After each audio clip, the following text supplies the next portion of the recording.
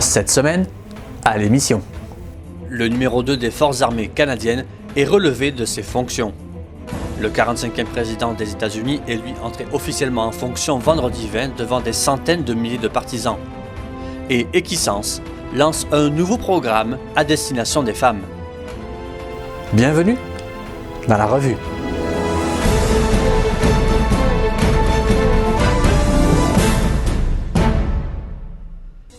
Sans aucune explication officielle, le chef d'état-major de la Défense, le général Jonathan Vance, a relevé de ses fonctions immédiatement son bras droit, le vice-chef d'état-major de la Défense, le vice-amiral Mark Norman. Dans une lettre envoyée à l'ensemble de l'état-major, le général Vance précise que la mesure durera jusqu'à nouvel ordre et que c'est le vice-amiral Ron Lloyd qui prendra le relais. Selon plusieurs médias, la Gendarmerie royale du Canada enquêterait sur le vice-amiral et plus particulièrement sur des fuites d'informations très sensibles sur les plans de construction navale de la marine pour remplacer les frégates et les destroyers. Très apprécié et respecté tant pour son franc-parler que pour la sympathie qu'il dégage, le vice-amiral était jusqu'à l'été dernier commandant de la Marine royale canadienne avant d'accéder au poste de vice-chef d'état-major de la Défense et était pressenti pour peut-être remplacer le général Vance à la fin de son mandat. Le destin en a décidé autrement. La partie est de la deuxième ville d'Irak a été libérée par les forces irakiennes cette semaine. La reprise de la partie est de Mossoul marque une étape majeure dans l'offensive lancée il y a 3 mois pour reprendre le dernier bastion des djihadistes en Irak.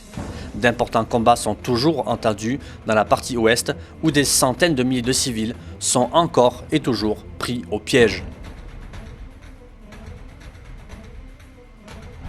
Fierté à Bagotville.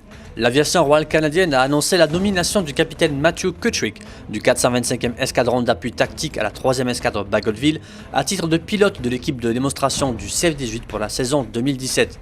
Il aura ainsi le privilège de réaliser de nombreuses acrobaties au Canada et aux États-Unis à bord de l'appareil qui sera repeint aux couleurs du 150e anniversaire de la Confédération canadienne.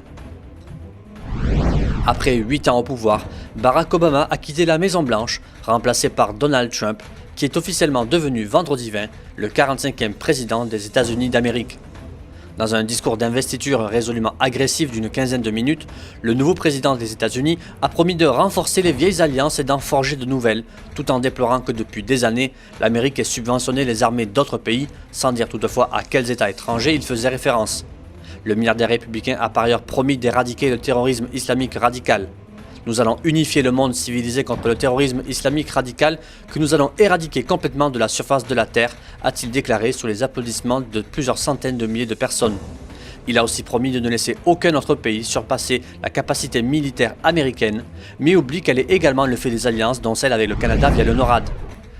Ce sont bien 3 anciens généraux qui feront partie du gouvernement Trump. James Mattis et John Kelly ont été respectivement nommés secrétaire à la Défense et secrétaire à la Sécurité intérieure, tandis que Michael Flynn a été nommé conseiller à la Sécurité nationale. Côté Canada, Justin Trudeau a nommé le lieutenant-général à la retraite Andrew Leslie au poste de secrétaire parlementaire de la ministre des Affaires étrangères et aura comme dossier les relations canado-américaines.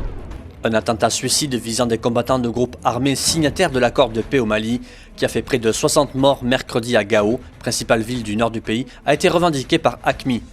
Le nord du Mali était tombé en mars-avril 2012 sous la coupe de groupes djihadistes liés à Al-Qaïda et malgré l'intervention française de 2013, des zones entières échappent encore au contrôle des forces armées maliennes et étrangères, régulièrement visées par des attaques meurtrières.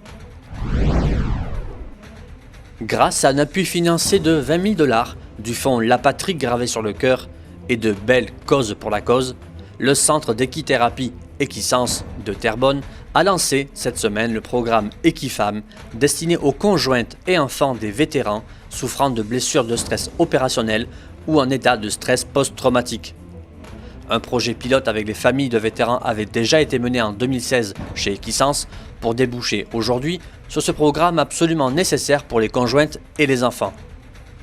Le centre a aussi révélé à cette occasion, lors d'une conférence de presse, les résultats préliminaires prometteurs d'une étude sur les bienfaits de l'intervention du cheval auprès de ces vétérans. Cette étude est menée par le chercheur Dave Blackburn.